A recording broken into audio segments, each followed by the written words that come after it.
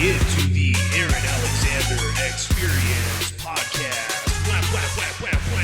Hey, what's going on, bro? Welcome back to another episode of the Aaron Alexander Experience Podcast. Wah, wah, wah. Before we jump into this episode, I have to let you know that I haven't slept in days. I haven't eaten in a week. I have not had a drop of water. Why? Because I've been at the whiteboard. I've been plotting. I've been scheming. And the question that I've asked myself is, Aaron, what is the one thing that you could do to guarantee your students' results? You guys come to me and you say, Aaron, I want to sleep with more girls. I'm tired of feeling alone. I'm tired of feeling like pickup isn't working for me. I just am incapable of dating beautiful women.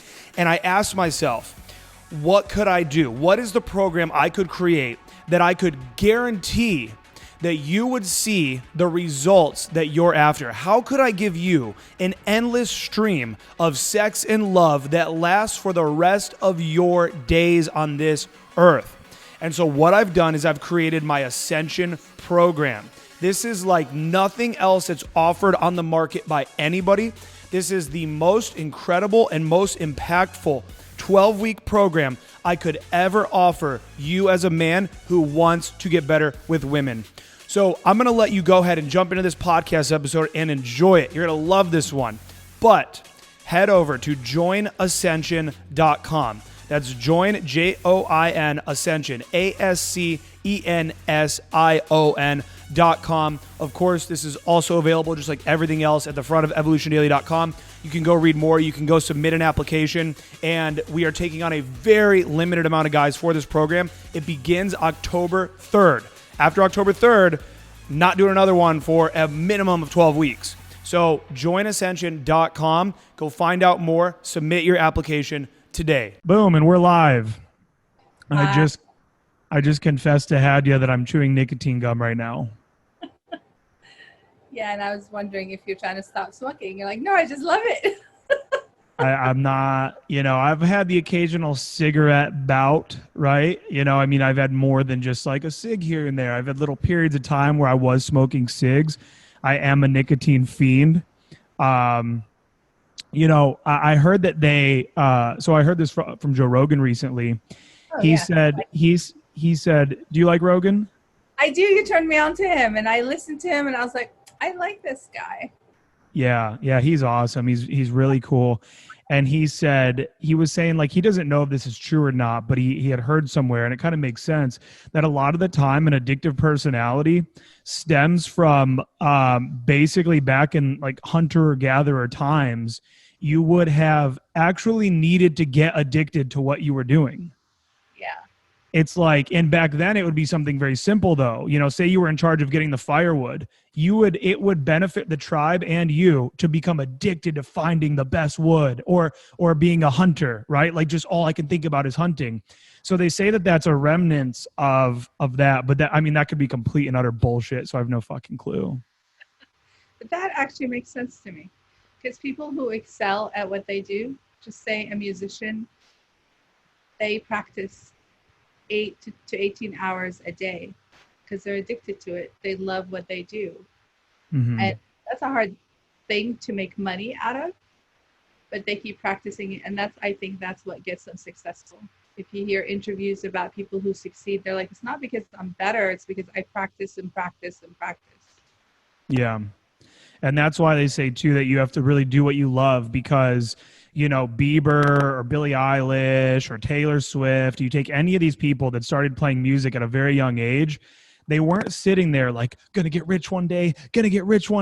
They're sitting there like, oh my God, I love this. It's all I want to do. So that's why they do it. So that's why it's like, you got to find these things that you do love and then do them. Like you, I say this all the time, it's so apparent from working with you over the years, how much you truly actually love the work that you do.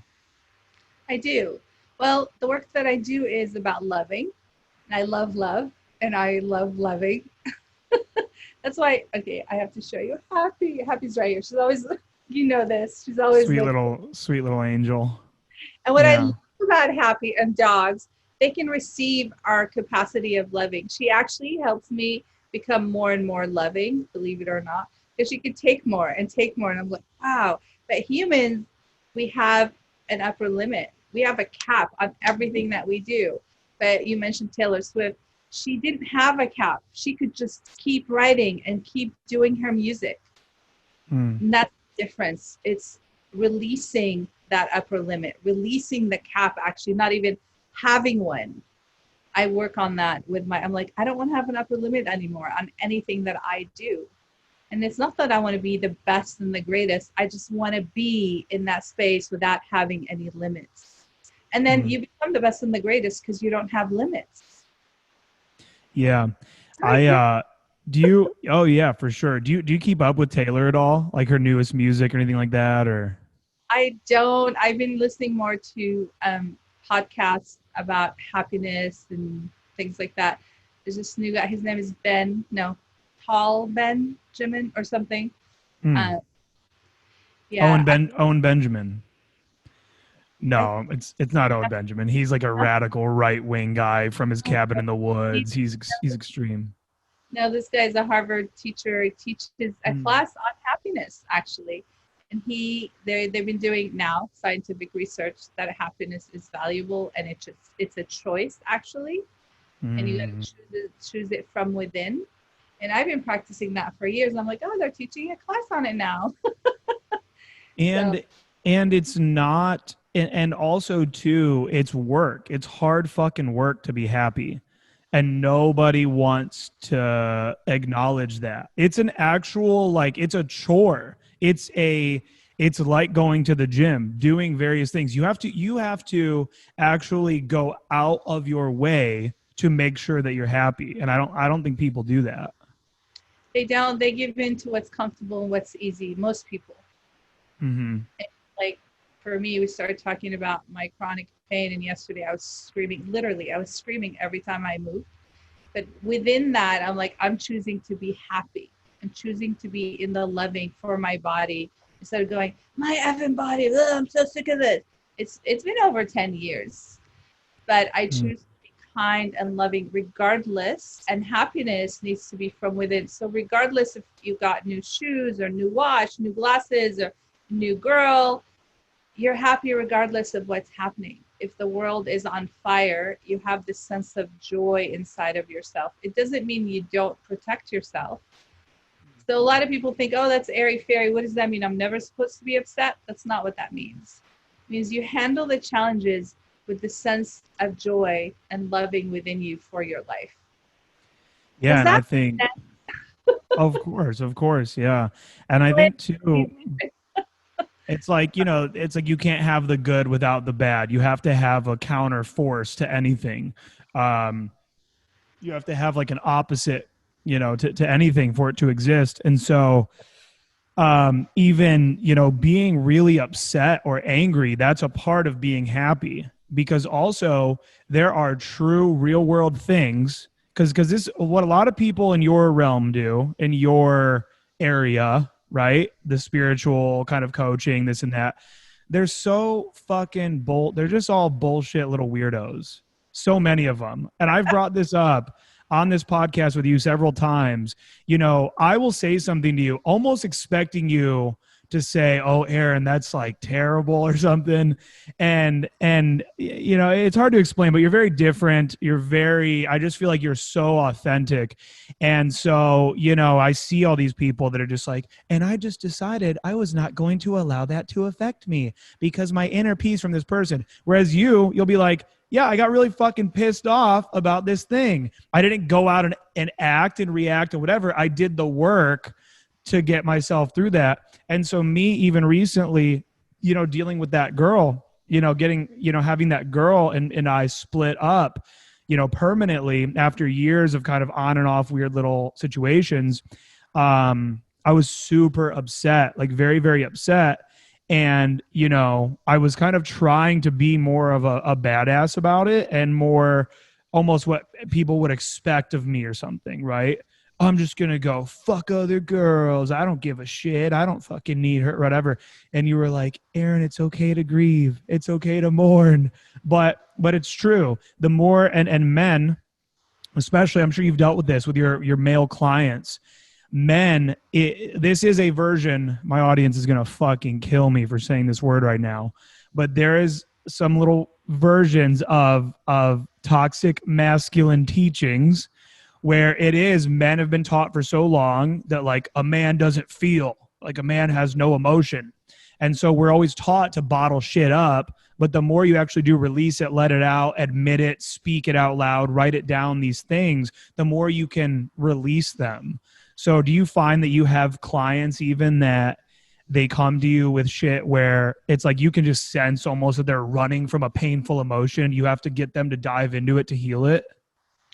Well, yes. And also, I actually have clients who don't know how to feel, and I teach them how to feel. Because our feelings are intelligent, just like our mind is intelligent, it guides us. And when and not just men, women also get cut off from their feelings. You rob yourself from your guiding post when you are feeling in the present moment. And anger is actually a good feeling, because when you're not angry from repetition and a pattern, when you're angry because something is actually upsetting you, it's guiding you. It's guiding you to say no to what you don't want and walking away from it. It's actually protecting you. And also anger fuels your life. It's like, I use the example, the natural forest, in the natural fires in the forest. I don't know if you know about this, but the forest, it grows and grows and grows, and it suffocates itself, and it starts dying. And if it dies without the natural fire, so then thunder and rain comes and lightning, and it causes fire, and the fire burns the forest down. And from the ashes, new seeds start growing. And I use that as a metaphor for my clients a lot. I'm like, be angry and use it to grow new seeds. Use it to say no to what you don't want and yes to what you do want. So yes, be angry, but do not go out and kill people, please. You guys heard it here first. Hadia says, go fuck some people up. No, for sure.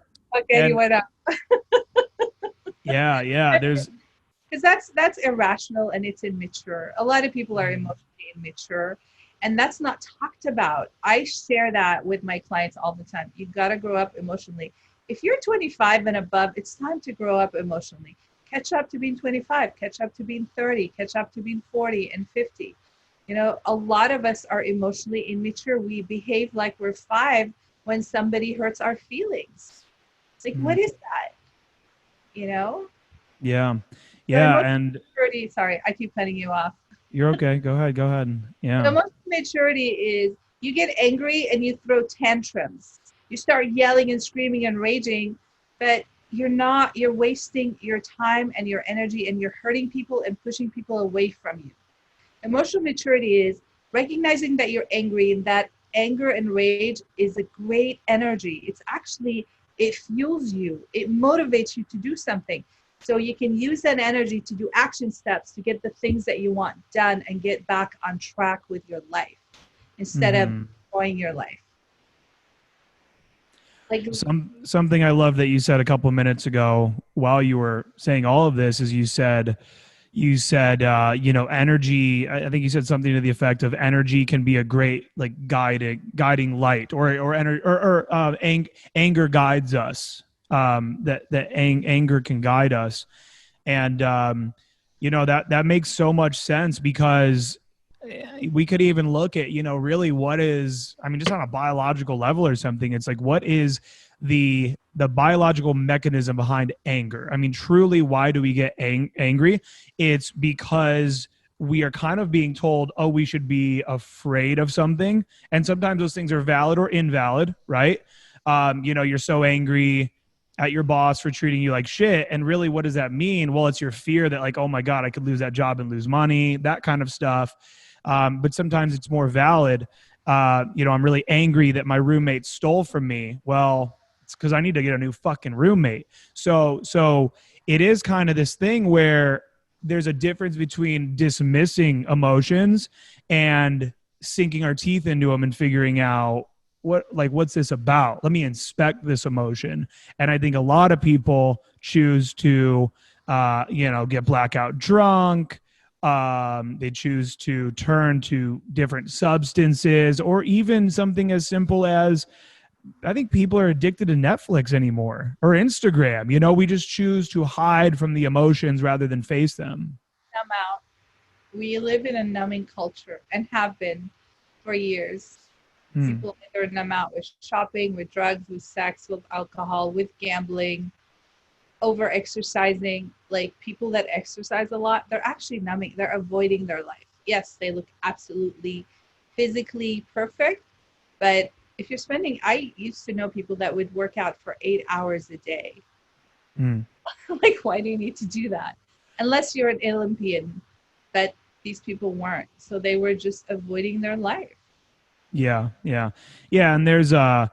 obviously there's a balance to that, right? I mean, there's people that work out all the time and they're super happy and healthy and all of that. But then, yeah, it's just like anything else. It's about the place that it comes from. I know people that would definitely fall into the alcoholic category, like friends of mine from back home, for sure. But I know for a fucking fact, and I don't care what anybody says, I know for a fact they don't have some like dark demons they're running from. They're just awesome. They're party loving, fun ass, super happy go lucky people, and they like to party, and that's like their thing. And then I definitely know people that are alcoholics, and it's like, ooh, you're dark and really weird when you're sober, and that's kind of why you're fucking getting drunk all the time. So it's all about the place that it kind of comes from, probably, and what it is that you're trying to do there. So I want to take this kind of and move. First off, I want to circle back to Taylor Swift for a second. I just want to say, two artists that I am, just as I get older, that I become more and more obsessed with. Two very mainstream artists. I listen to a lot of bands and stuff that are not that popular, but Taylor Swift and Drake. Do you know Drake, Yeah, the I artist? do. So these are two people. They're just two people that they continuously, shockingly, somehow they get better and better and better every year. And you think there's no way they can top this last one. There's no way that how could they possibly? And then they drop a new song or a new album. Taylor Swift just recently surprise dropped her album Folklore. And it's a masterpiece amongst the trash of the world right now. I mean, I feel like it's so good that it's actually improved my quality of life, and probably the quality of life of a lot of people. And so I look at these people, and earlier we were talking about, kind of the love of things, right? Having love for things that you do. And you look at, Taylor and Drake, and they for sure fucking love the shit out of that music. And I wanted to just kind of toss in there, because I know when I was younger and I would be listening in on this conversation right now, I would be thinking to myself, and I thought this a lot of times, what if I don't really love anything? That's a lot of people. I promise you there are a lot of people right now that are thinking, fuck, I hear what they're saying, do what you love. I don't really love anything that could make me some money or that could lead into a career. And so I'd love your take on that, but my take real quick, and if you have anything to add, that'd be great, is that I think people don't try enough things. I mean, I've fucking tried it all. I've tried drum lessons. I was super into paintball. I did stand-up comedy for years, did a little improv while doing that. I tried podcasting back when I did stand-up, and then here I am today. I got involved in pickup. I did some boxing class, all these different things. And I think a lot of people, they're just so trapped in their goddamn job.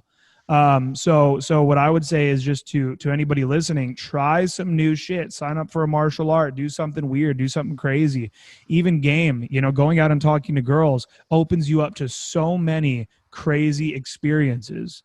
I was on like a little volleyball league part-time at one point, just because I was, with some chick I was banging. I mean, so do you have any kind of advice for someone that maybe feels, or anything that comes to mind? Well, I agree with experiences teach us things about ourselves. But if you're in a space of saying, I don't love anything, you are not loving yourself. You got to start with you. This is the work that what I do. Other people do different things. But I would say look at why you are not loving yourself. Because when we start loving ourselves, we can't help but to love people, places, and things, experiences. Experiences help us, but if a person is showing up doing experiences from a place of, oh, I don't really want to do this, they're not going to get anything out of it because they're disconnected from themselves. Going to connect to who you are. Even if who you are, quote unquote, is ugly, your ego is judging. I'm fat, I'm too skinny, I'm too tall, too short, I don't have anything going on, whatever it is, you will always be judging yourself negatively and in a harsh way until you start loving yourself and appreciating who you are in this moment. And if you don't like yourself, appreciate that too. Start there. Start with that. Hey, what's up, boys? I hope you guys are all enjoying this phenomenal podcast episode. But what I have to tell you is I've been getting a question left and right every single day. Aaron, I can't seem to make online dating work for me. You're talking about you meeting this girl on Hinge. You met the love of your life on Tinder recently. This girl you're tying up. It's crazy, right? It's crazy. I can't seem to make that happen for me. So listen to me, okay? I've made this very, very simple for you. I could give you a couple quick little tips right now. I could tell you, you want to work on your openers and then like change the photo, whatever. Or you could go sign up for the most comprehensive online dating and texting course that's ever been created. This is Panty Soaking Text. This is available over at Panty Soaking Text, TEXTS, pantysoakingtext.com. You're going to get over 30 full text game breakdowns. These are from Cold Approach, but mostly from Hinge and Tinder. All right. I collaborated with two other guys at Slay with Online Game.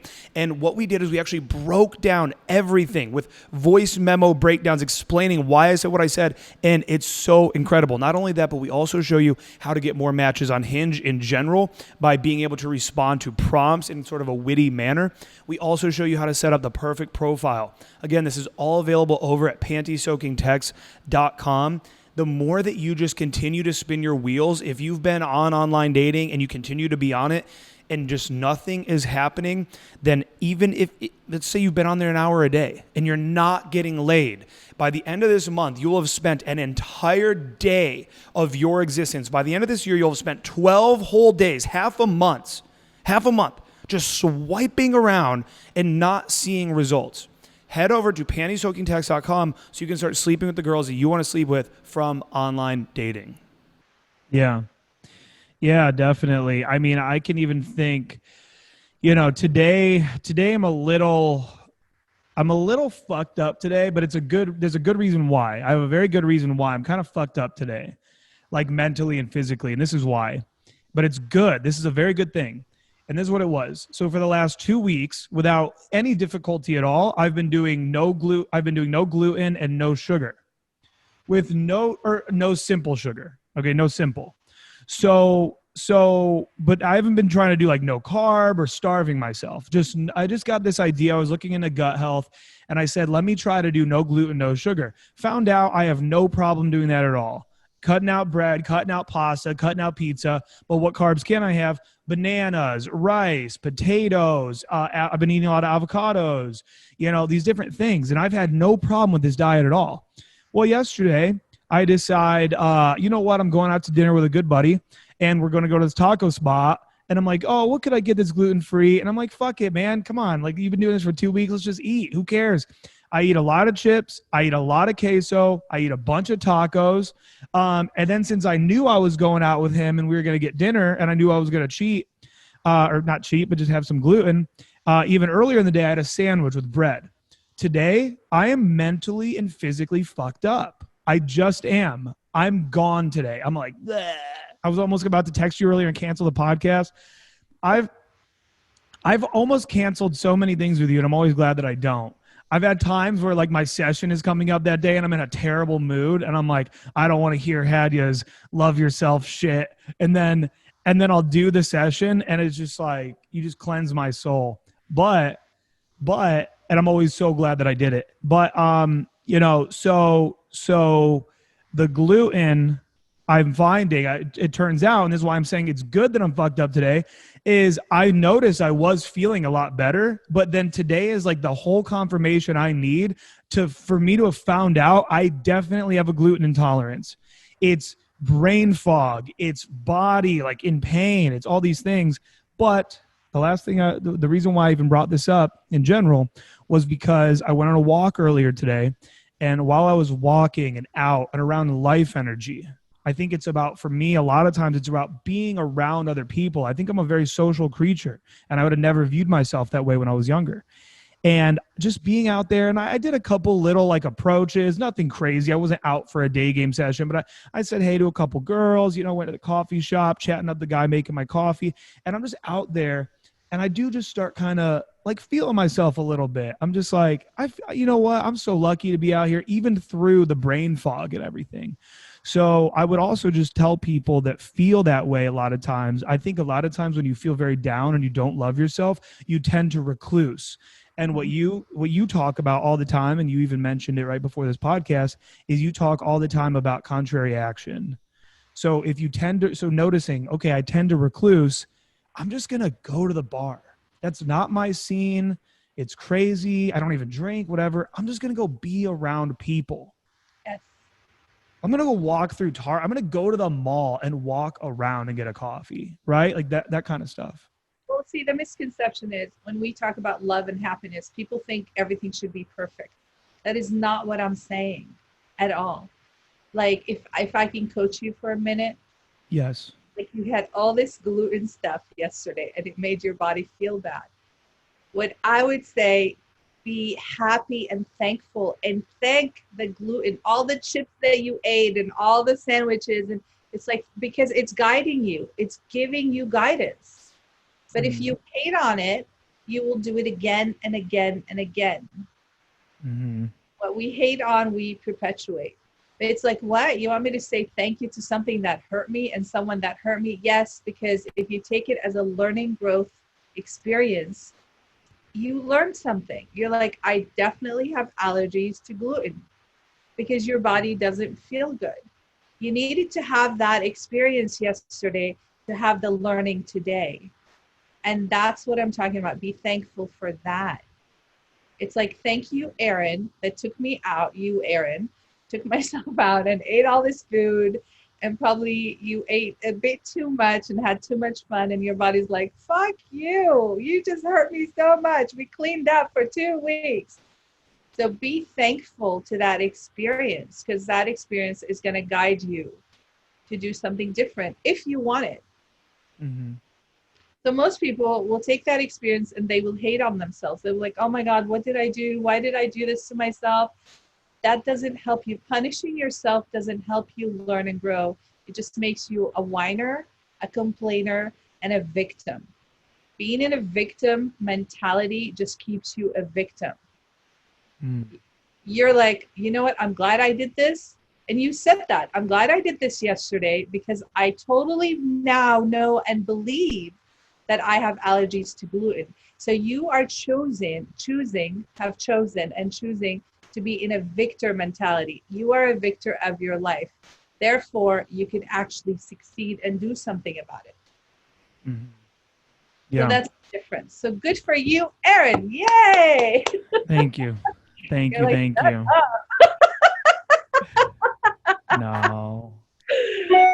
I love you, Aaron. You know that. I know. I love you too. No, I always appreciate your insights on everything. Yeah. Yeah. And it's, and the more that I recently got really obsessed with adrenal fatigue. You don't drink coffee at all. No. Yeah. It's good for me. It gives me migraine attacks. Mm-hmm. I love the smell of coffee. I love the taste of coffee, but my body doesn't like it. Yeah. Yeah. So I've been every now and then because I'm just like, and I choose as a victor, not a victim, to pay the price for it. I tell my body I'm going to do this and I love you and we're going to suffer tomorrow and it's okay. That's perfect, because that carries into exactly what I was going to say, which is the more I study adrenal fatigue, the more I actually learn about cortisol in the body. And it kind of turns out that cortisol is the absolute worst thing for your body, and your body is the one that creates it. And the most fucked up part is that you can create it with your brain.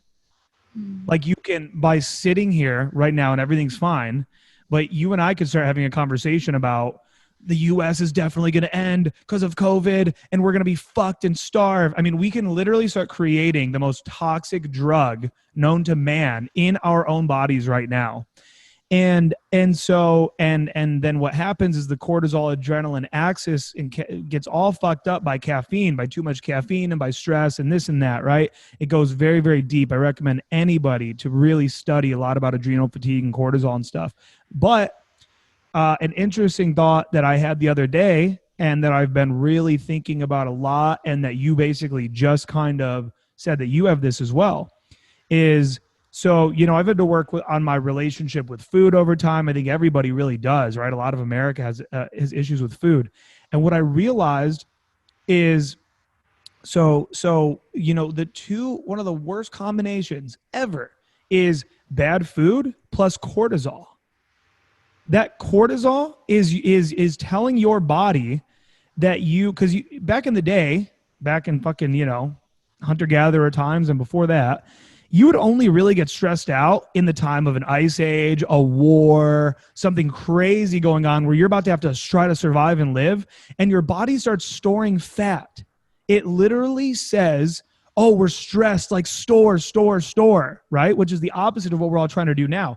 So what I realized is over the years from yo-yo dieting, something I've done and a lot of people do, very common, what we do is say we're doing 5 days of no carb, all right? And I'm like, I'm going a month no carb, and I'm 5 days in, and I break, and I'm like, oh man, I have sat there and had stressful conversations with myself about whether I'm about to order this pizza. And to the point where I'm physically releasing cortisol. I guarantee it. I am actually having guilt and stress and difficult discussions with myself and feelings of shame and self-hate, all of that releasing cortisol, and then me eating that pizza, which is the worst stack ever. So even what you just said, and since I bought a book on emotional eating and I've been looking a lot into this kind of stuff, I don't really think I'm an emotional eater, but that's a separate thing. But what I've realized is that's the conversation you have to have, is what you just said. Aaron, let's say back to my example, right? Of I'm doing 30-day no carb, but I'm day 5 and I break with this pizza. Aaron, you've done a really good job for 5 days. True change doesn't happen overnight. Right now, love yourself, allow yourself a little break, have this pizza. It's not going to kill you. It's okay. And tomorrow we're going to get back to it. Treating yourself with kindness will literally like physically heal your fucking body. Yes. And that's being a victor of your life and your mind, your emotions. Being a victim is beating yourself up. There's a method of healing called EFT. I don't know if you've heard of it, tapping. No. So in tapping, you say, let's just say you have to find, there's a point right here under your collarbone. And you go, even though I'm going to eat that pizza, I completely love and accept myself. And you don't have to do it with tapping if you don't want to, but tapping is a good method, EFT. So try it. Even though I ate all that carb yesterday, I completely love and accept myself. And then you tap above here. And are you thinking this is really weird? You know how open-minded I am to all this crazy shit. Look it up, EFT. It's really amazing. Or called tapping. There's okay. A lot of tapping stuff online for anxiety, for actually emotional eating, for beating yourself up, and a lot. And I just teach my clients simply just say, even though I think I'm a piece of shit, I completely love and accept myself. Because we think we're bad, we're evil. We're not. We are a soul having a human experience. We're a soul in a body, and we want to experience having a headache. I know that sounds crazy, but our soul wants to have challenging experiences and good experiences. It really does. Like, I had a conversation with my higher self, and I was like, can we just not overdo it? Because there was a time in my life where life was extremely challenging and everything was really painful. And I think all of us have these times. And I'm just like, I'm going to keep loving myself no matter what is going on. So love is not exclusively when somebody looks good. And that's why relationships don't work with friends even. Like, we expect just always be on and be happy and be joyous and be free. Sometimes I am fucking angry and I'm mad. And can you be with me and like me and love me when I don't smell good, I don't look good, I'm fat, I'm ugly, whatever, I'm throwing up. Like, there's, I don't know which movie it was. Are you going to hold her hair when she's throwing up? That kind of thing. Mm. And that's what I invite for people to think about. Are you going to be kind and loving to yourself when you are in your shadow, in your dark night of the soul? When you go out and have pizza and have sandwiches and not work out for a week because you fall off and it gets too much. And the loving will bring you back. Hating on yourself will actually stretch it for a longer time than it needs to be. Yeah. Have you experienced that? Oh, of course. Yeah. I mean, you definitely know, even just from our sessions and stuff, how hard I definitely can be on myself. And that's common. I know it's not unique. I mean, I think everybody is very, very hard on themselves, and I definitely am as well. But I do always find that even that is when you're really hard on yourself, beating yourself up, one, yes, it's like a victimhood, being the victim and not the victor. But on top of that, it is like a little tantrum, right? It's a tantrum. It's like, you're trying to, I don't even know. It's almost the same as your favorite outfit wasn't washed and you're in third grade or something. And you're like, Mom, I told you I wanted to wear that shirt to my school picture or whatever.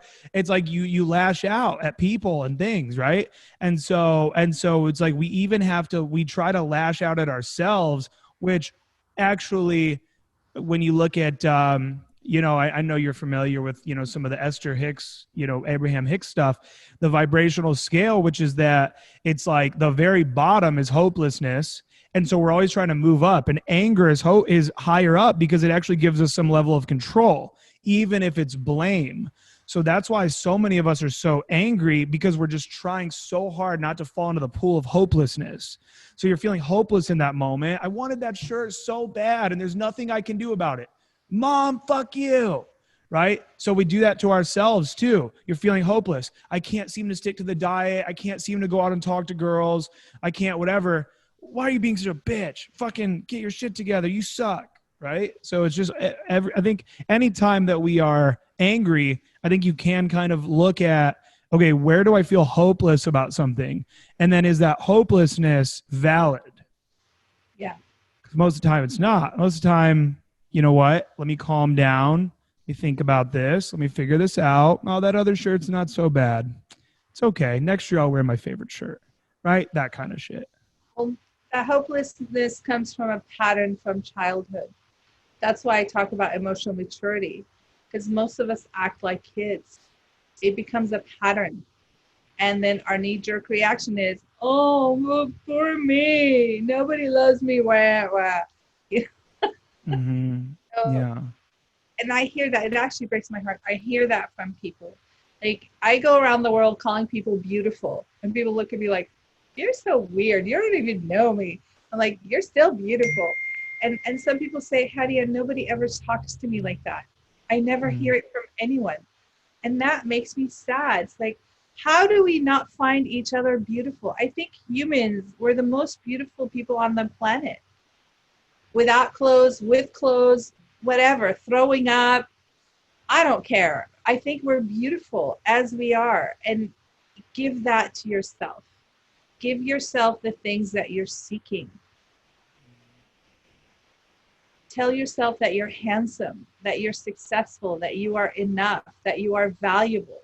If you don't hear it from people, hear it from you, and people will start reflecting it to you. Yeah.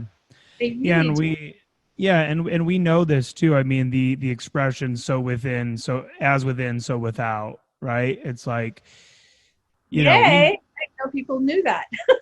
That's awesome. yeah. Well, maybe they don't. I don't know. I know it at least. And I love to hear you say that. Yeah. I mean, especially as an online content creator, I get hate daily. I mean, literally, I get comments on my YouTube videos and all these things that are By the way, what? that's What? not about you. I know, that's what I'm saying, is I never I never get upset about it. I mean, truly, end of the day, I really don't. Because I just know, I know the type of people that would spend that time, right, to leave me some vicious thing, you know. And then I think about some awesome, cool motherfuckers I know, and then I try to just even imagine them at their laptop, like, you're fucking, guess what, man? You're fucking shit, you know. And I'm like, I can't picture cool people. You know, you can't even imagine a cool dude like doing that. So I never get upset. And it's something where you really just got to feel for those people. You got to feel for them. And it does take a higher level. It takes a higher level of person, you know, or not of person, but it takes a lot of work. You know, for you, you're running around the world thinking everyone's beautiful and shit because you've done so much work on loving yourself, and probably working on learning to love people when things are difficult, and in turn yourself and things to that nature. Well, I'm very clear that love is given, very clear, and then people misbehave. And when I am in the space of loving with myself, the world reflects that to me. But I want to regress a little bit, talking about these people that send you hate mail. And yes, they are hating themselves. And it's emotionally immature to hate them back, because that doesn't do anything but create more hate. But rising above it, if you will, and saying, wow, you really need help, and having compassion for them. But living in the space of feeling and knowing that people are beautiful. I'll share with you, the world does reflect this to me. This past Wednesday, I had a worst physical day ever, but I had to take my car. My car needs to get maintenance every 6 months. My car is high maintenance. You California people. I know, right? I have a Prius and it has to go to the shop every 6 months to get checked on. I'm like, really? So I put it off, but then I'm like, I got to take it in. So I go in and I'm like, hi, how are you? It was a young man. And I'm like, how are you, beautiful? And he goes, oh, thank you. And I'm like, how long is my car going to take? He goes, oh, about 2.5 hours. I'm like, oh, okay. And I'm thinking, what can I do for 2.5 hours? Most everything is closed. Because we don't normally do this, but I'll send you an Uber to drop you off and pick you up. I'm like, oh, okay, thank you. So, and I didn't have to manipulate. I didn't have to lie. I didn't have to do anything but be me, appreciate this person and their loving and their beauty.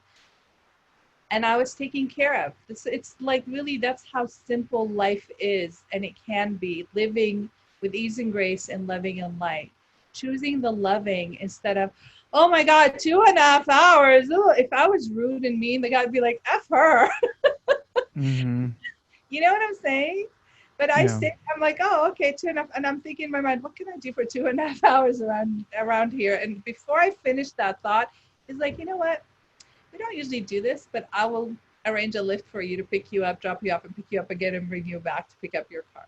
Isn't that amazing? Mm-hmm. It and is. That's living a life. If I was in victim, I would have complained and was upset and threw a tantrum. I'm like, no, I don't. It doesn't even occur to me to do that. But I live my life in loving, in ease and grace, and things get taken care of. It's amazing. I just love it. And my body is on fire constantly, usually. It's been on fire for a couple of weeks now. Whatever. I still love my body. Even though my body hurts like hell, I love and accept and appreciate my body. I have a body. I can still speak through it. It's amazing. Yeah. And I think too, I mean, I don't think you've ever addressed this on the podcast, and I don't know if you want to or not, but when you say these things about your body, you know, I think that the audience who's heard you now, I mean, you've probably been on the podcast at least like 5 times. You know, I mean, do you want to talk about why that, like, where that stems from? What happened to my body? Yeah.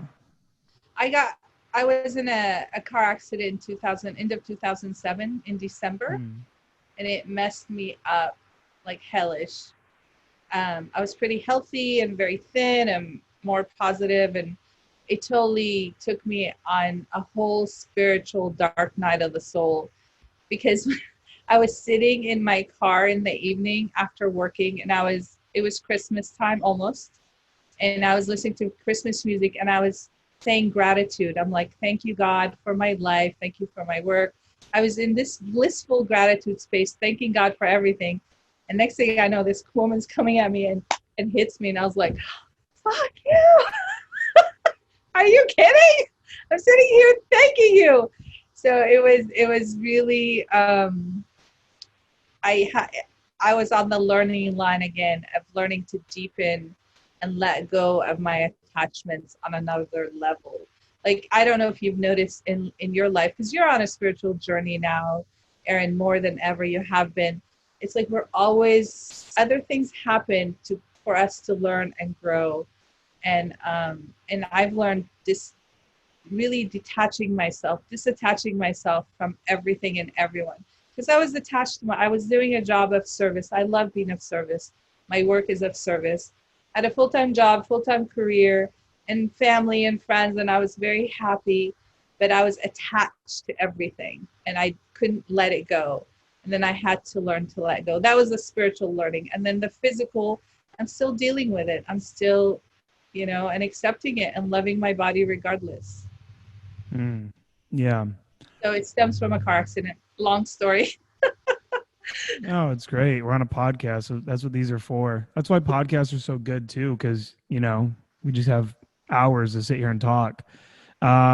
So do you feel? So something I want to know is, where do you feel like pre-car accident to now? Do you feel like you really evolved from that whole experience? Obviously not physically, right? Your body did not. You've got pain in the physical realm in that way. That's the way you put it. But do you feel like in the end that was a super transformative experience? Or I have, and actually my body has gotten better. In the beginnings, I could not get out of bed and walk. Actually, I was in that much pain. I couldn't stand to wash my dishes for more than 30 seconds. And I was one of those people in the grocery store who needed that wheelchair grocery store thing. And my body was in a lot of like more pain. But now I don't think the pain has changed. My attitude towards it is changed. Like, I do contrary action. I don't care if I'm screaming while I'm moving. I'm going to still move regardless. And I accept it, and I don't hide myself. I was in so much shame around getting hurt and not being physically well. Because as I shared, I was very physically healthy and I was physically thin.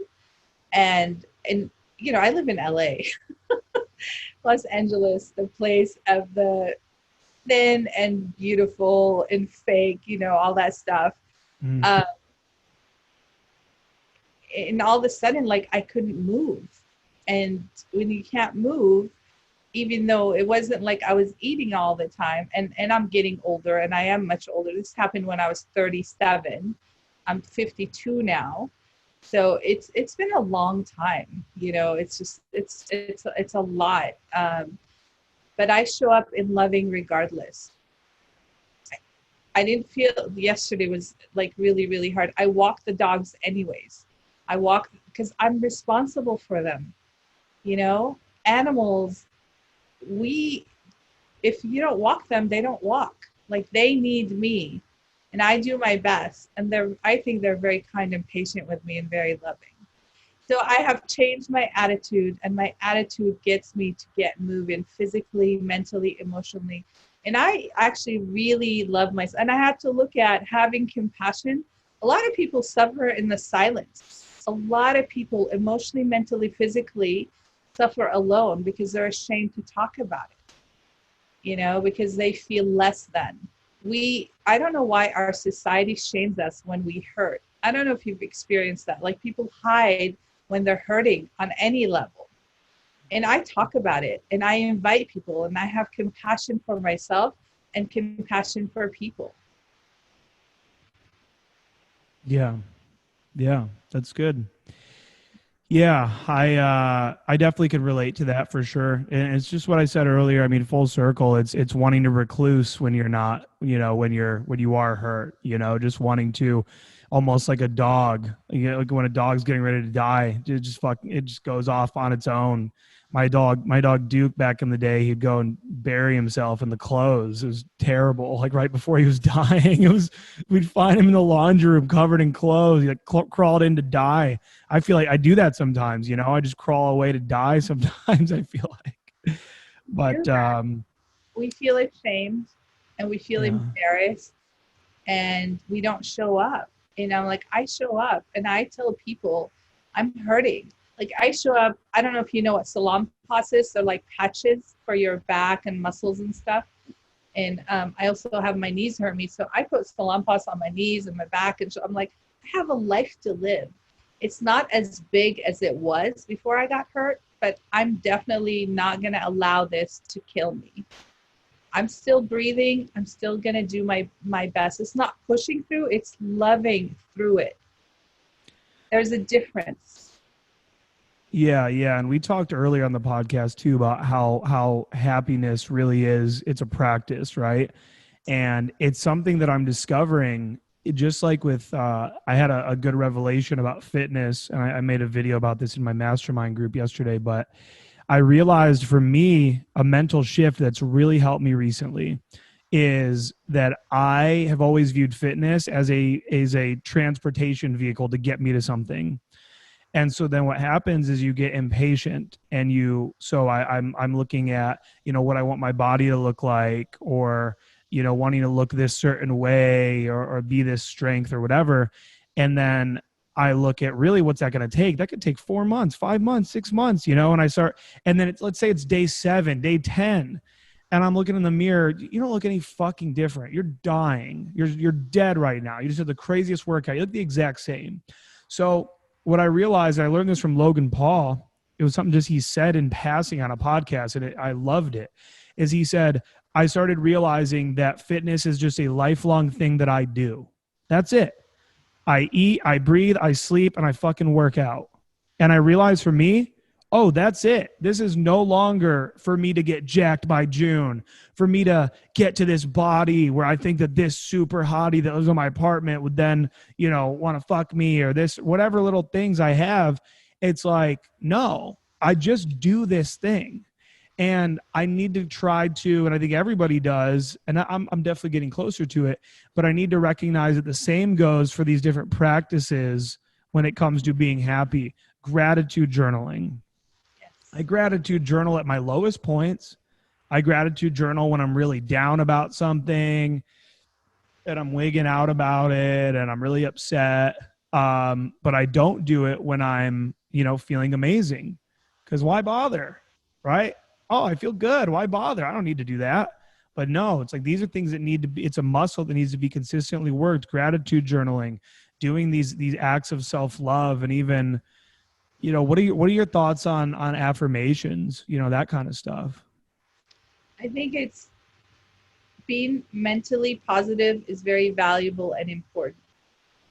That's what gratitude is. But also you got to back it up with honestly lining yourself up. Like, even though my body hurts, my body is still happy because I don't beat up on it. I don't say, oh, my body, fuck you, I hate you, why aren't you working? I'm like, even though I'm in pain, I love and accept myself completely. I completely love and accept myself. So doing affirmations is good. But what happens to people, I don't know if you watch The Secret. Have you watched The Secret? I mean, it's all like law of attraction stuff. So I've never seen the movie, but. So what people, it's good to be positive, but they miss that practicing part. You don't just do your mind. You got to do your feelings, your body, your soul, and your spirit. You got to align yourself. Because people think, oh, I did a vision board. How come I don't have $1 million? How come I don't have that beautiful girl or that beautiful guy? You gotta work on the subconscious mind as well. And on Barry, bring it up to the surface, opening up Pandora's box, if you will, and see what is getting in the way. Like working out is not enough. You got to do your water. You got to do your vitamins. You got to do your food. You can go to the gym for 8 hours, but if you eat like a pig, you're going to still look like overweight, right? Mm-hmm. Yeah. Especially as we get older. Yeah. And it's the same thing with doing this affirmations is great. Positive feelings are great. Watching funny stuff. Laughter is actually a great healer. I love that you were a comedian. I really love that. And you did improv because we need that. That gets you through the hard times. It heals us. But also you got to get to the root cause. Mm-hmm. The stuff that happened when you were little that you forgot about. And then rewrite the story. Because we write a story and then we stick to it. And you got to rewrite your story. Yeah. That's powerful. I think that's been coming up a lot on the podcast and even in the mastermind group is that idea of the stories that we tell ourselves. You know, and I feel like I was kind of onto this a long time ago. I have a video on approach anxiety on guys that are afraid to go up and talk to girls. And I was not into spirituality yet, really. I had not met you. I didn't know anything about law of attraction, all this stuff. But I made this video where I said, you guys are just fucking telling yourselves, even you watching this video right now, you're telling yourself, I have approach anxiety. That's why you're watching the How to Get Over Approach Anxiety video. You just keep fucking saying it over and over. I have approach anxiety. I have approach anxiety. I need the video on how to get approach. You know, it's like, how about you just literally fucking tell yourself, I've never been afraid to talk to women. How could I be afraid to talk to women? It's easy. It's fun. It's simple. No, well, the problem, Aaron, is I say all that, but then, well, how about you like say it slowly and try to fucking believe it and then act upon it and then do that over and over and over again until it really becomes a part of your subconscious. Yeah. And the thing we have to watch out for is the languaging. Like if I'm saying I'm never afraid to talk to women, I'm still using the word afraid. So you got to say, I am confident talking to women. I enjoy talking to women. I love talking to women. Women are fun to talk to. I have a good time talking to women, framing it in the positive. A lot of people say, well, I don't want to be fat. I want to, you know, whatever. So don't say what you don't want. Say what you actually want. If you want to have sex with women, just say, I'm a great lover.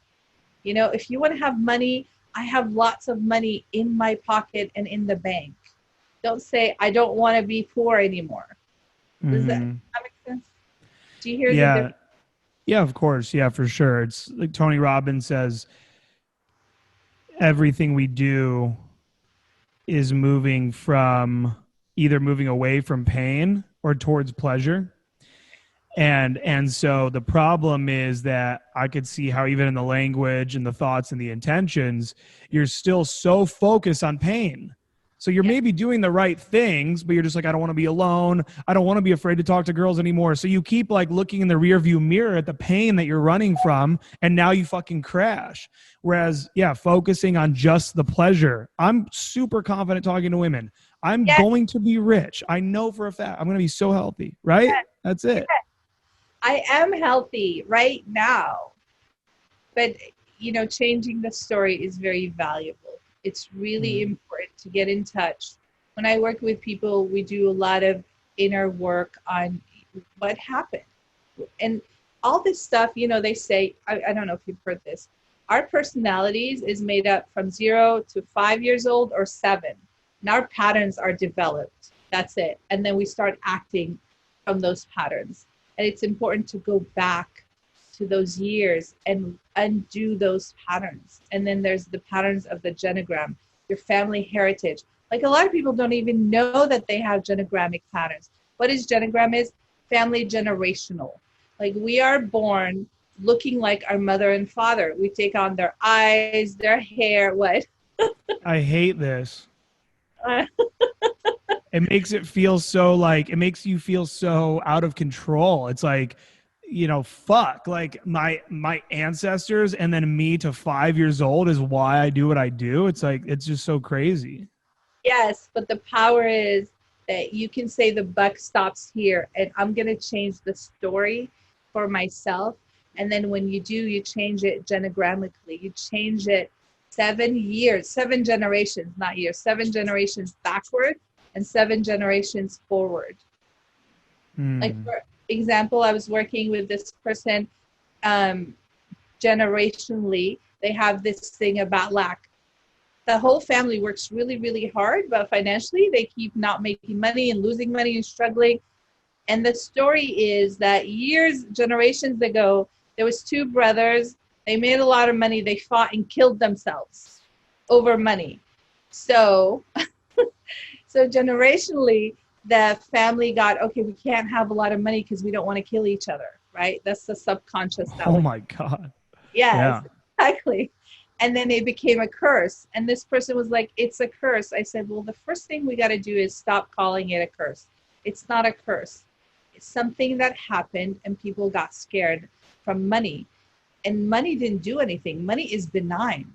What happened is the two brothers got greedy and killed each other over money. But it's not the money. It's the reaction to the greed.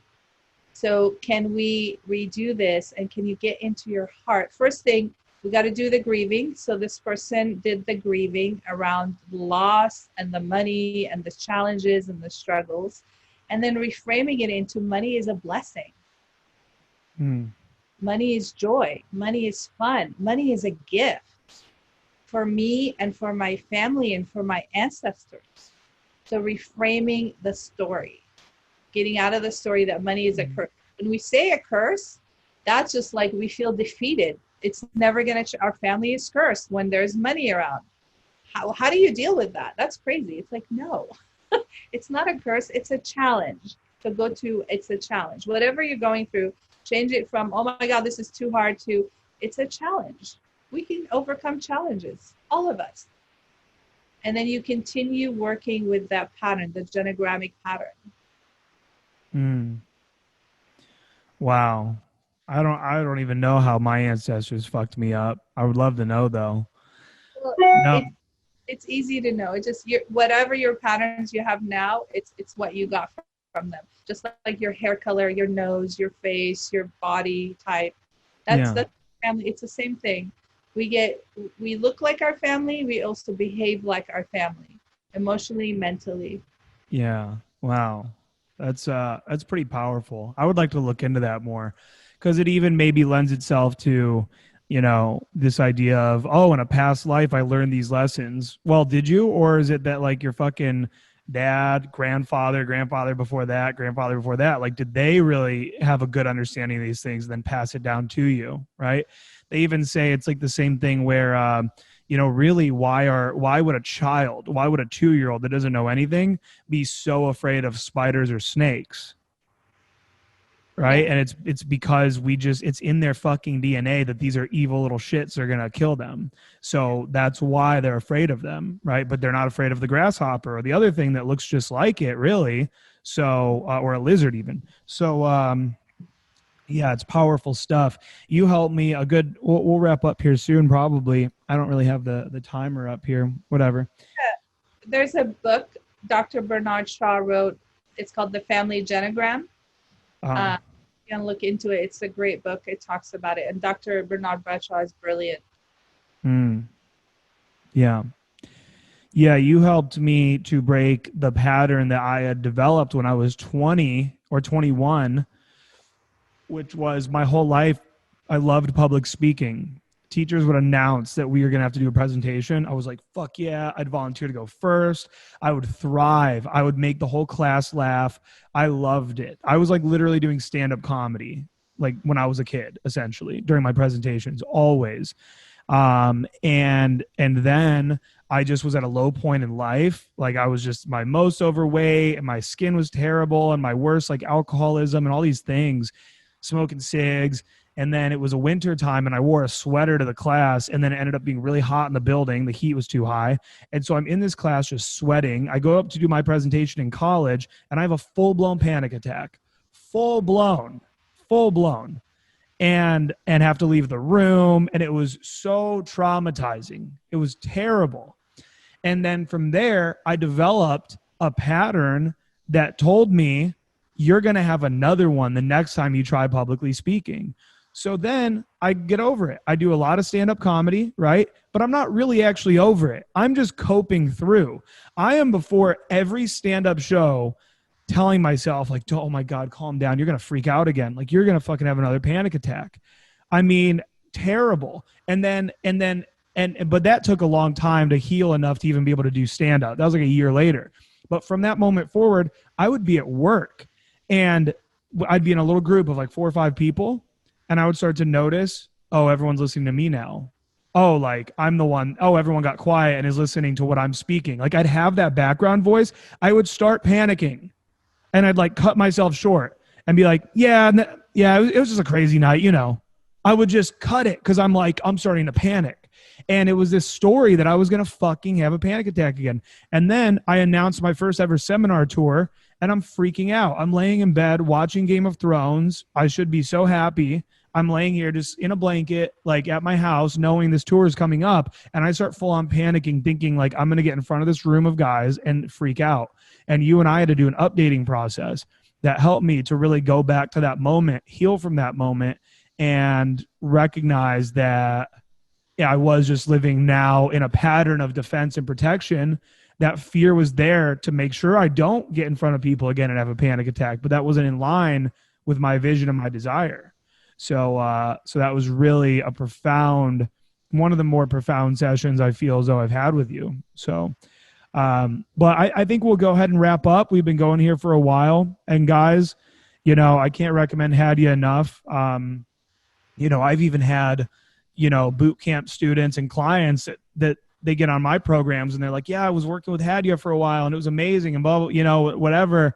Or even guys where like they do a program with me while they're doing a program with you. You know, I mean, I'm not the only one that's like, God, Hadia's shit's amazing. I you know, now it's like, I know so many people that have benefited so greatly. Even some of my close friends have recommended to you. And so, you know, to anybody listening right now, it's hadialoving.com, right? hadialoving.com, and they can apply and they do, what is it, like a short little session with an hour complimentary get to know you session. Yeah.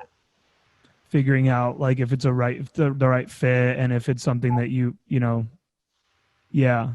Awesome. And then feel comfortable. I have to feel comfortable. You know, you gotta be with people who is in alignment with where you want to go. And you have to make sure too that it's that this is a client that understands what the fuck they're signing up for. Exactly. I've had people, we just turned down a boot camp student the other day. He already put down his deposit and everything. And then he starts kind of like, you know, it was like a good amount of money, but he starts texting just some dumb shit. He just starts texting me some dumb shit. Like, hey, so like, just out of curiosity, like it's pretty much like, since I'm paying this much, it's like guaranteed that I'm going to like get laid that weekend. Right. Like all this weird shit. And I'm like, bro, no, I'm not guaranteeing you're going to go have sex. I can't fucking take your dick and stick it in something. Like I can't do that. You know, but so then you get some clients where it's like, you just got to make sure that we're all on board with what this service is and the benefits of it. So yeah, I think that it's an important step. It's actually really important when people say no, if they don't get the work and they say, no, I respect it. I don't try to talk people into working with me because if they don't get it, they will not get it. And it's a waste of my time, their money, my energy, you know, and they get nothing from it. People have to be ready to show up, to sign up with you, with me, with anyone. You know, they have to want it and be ready to shift their consciousness. Even what you do, you help people shift their consciousness from lack of getting together with women, having sex, to abundance. But they have to want it first. Like I always ask my client, do you want this? If you're not ready, let's do something else, you know? And not only do they want it, but are they optimistic? Yeah. I mean, that's one of the things that I have Alpha Chad talk to the potential clients about. I have them say straight up, like, are you optimistic that hiring Aaron would greatly help you with dating and with meeting girls? Because I will never be able to fix a pessimistic person. No. Pessimism is the great e-brake of life. You're a fucking Ferrari ready to blast off at 150 miles an hour, but you got that e-brake stuck up with pessimism and questioning yourself and questioning whether any of this is ever actually going to work. And I don't think it's going to really, but let me just give this a try. You got to be ready. One thing I just want to share on that. I know you know the book, The 4 Agreements. I know you've read it probably multiple times. Is it Don Miguel Ruiz? That's his name, right? Don Miguel Ruiz. Yeah, he has a quote in there that I love. It's not even one of the agreements. It's in the beginning part before he gets to the agreements. He says, "The mind has to be properly fertilized for the seeds of an idea to grow." Yes. And I fucking love that because over the years, I've showed people game and pickup, right? And this stuff. And to them, their mind's not fertilized. They're like, oh, really? Like, you have to do that? This seems kind of like, oh, whatever. Whereas apparently I was fertilized as fuck because I saw it and read about it and saw the videos. And I was like, oh my God, here we go. And I changed my whole fucking life. And here I am 8 years later doing this shit for a living, you know? So, I mean, it's really crazy. So your mind's got to be fertilized for change as well. Like, you got to want it really bad and be optimistic that, hey, something can happen and maybe this is going to be the thing that's going to change it. For sure. If you're not ready, at least I say have an open mind, open heart. Obviously, you don't want to come in knowing everything. If you already know what to do, go do it. But have an open heart, open mind. And that will help the teacher to plant the seeds, and then you keep watering them. You keep reaffirming. You keep them growing. Have an open mind, open heart. Otherwise, if you come in, like you said, pessimistic and going, okay, Aaron, show me what you got. No, go away. Yeah, totally. And I've had that for sure. Oh, I've had that. Yeah. That's like the worst when people are like, oh, so you think you're all that? Show me what you have. Like, what? You're here for you. You're not here to prove me wrong. You're here for you to learn, to grow, to get what you want. This is your life. I love it. I love it. All right, guys, head over to hadialoving.com and apparently they can sign up and get a little consultation kind of call and kind of begin that journey. So make sure you guys do that. And if you guys are listening on iTunes, just leave this podcast a 5-star review because Hadia, I don't know if I told you this or not, but I'm starting in September, which is probably when this is going to air, actually. I'm going all in on the podcast, 2 episodes a week. I'm getting bigger guests. I'm getting, not to say that I don't love having you as a guest. You're an amazing guest, but I love the guests. I love the guests that I currently have, but I don't do much outreach to like people that I really am like, wow, like, to people I don't know is more so what I'll say. And so I think that'll be so cool. So yeah, whenever you guys leave me a 5-star review on the podcast app, it helps to boost. And I notice that I get more views every single week. So I think that just by getting these ratings, it does help to move you up in some charts and things like that. So, but thank you so much for doing this episode with me. I really appreciate it. Love you. You're amazing. You're stop complimenting me. All right, I'm done.